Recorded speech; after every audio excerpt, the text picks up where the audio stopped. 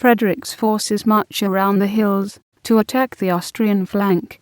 In the Battle of Leuthen, fought on 5 December 1757, Frederick the Great's Prussian army used maneuver and terrain to decisively defeat a much larger Austrian army under Charles of Lorraine, thus ensuring Prussian control of Silesia during the 7 Years' War, and for nearly 2 centuries afterward. While Frederick the Great was campaigning in central Germany, defeating a combined Franco-Imperial army at the Battle of Rossbach, the Austrians had managed to slowly retake Silesia.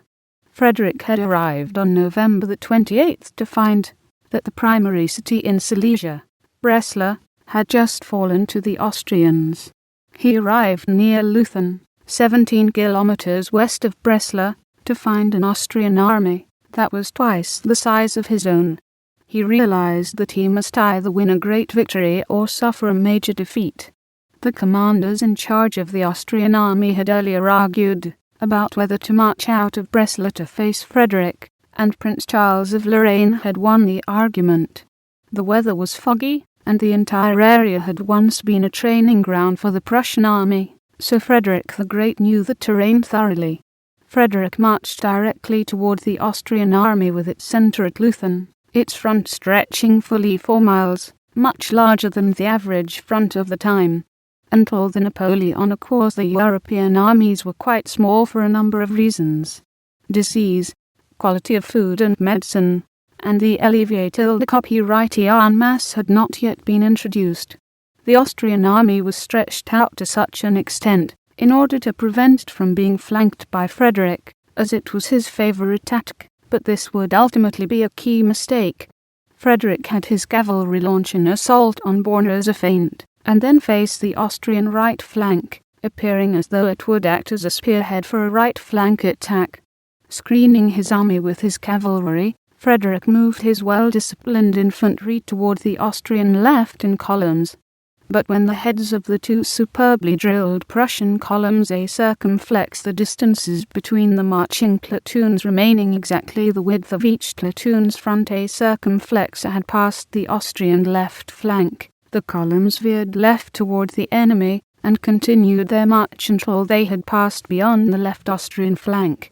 Then, on command, the platoons of the columns turned left at Lobatins, and the whole Prussian army lay in line of battle at nearly a right angle to the left flank of the Austrian position. The whole Prussian army had carried out a maneuver to attack the Austrians in the flank. The weakest soldiers of the Austrian army had been put on the left flank in a position protected by the hills, as their fighting ability was doubted. The Prussian infantry, arrayed in the conventional 2 lines of battle, then advanced and rolled up the Austrian flank.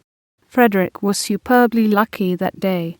Not only had Prince Charles moved the cavalry from his army's left to the right, but the infantry on the left were Protestant Wa-1/4 Rittenbergers sympathetic to the Protestant Prussians. After firing a few half-hearted volleys, they broke ranks in front of the advancing Prussian line. The other Austrian infantry on their left, when beset with murderous 12-pounder Prussian artillery and devastating volleys from the advancing Prussians, quickly broke ranks as well. Prince Charles rushed troops from his right to his left, forming a hastily made line along the town of Leuthen. The Austrians desperately attempted to realign themselves, but since the line of battle was so long, it took soldiers from the right flank an hour and a half to get into place. The determined Prussians, in 40 minutes, took the village, while both armies' artillery pounded away at each other. Prussian grenadiers stormed the church and many of the defenders were killed.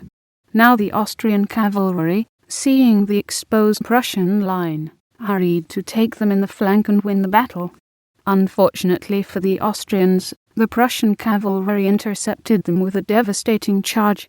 The cavalry MA-superscript copyright soon swirled into the Austrian line behind Leuthen, causing confusion and havoc.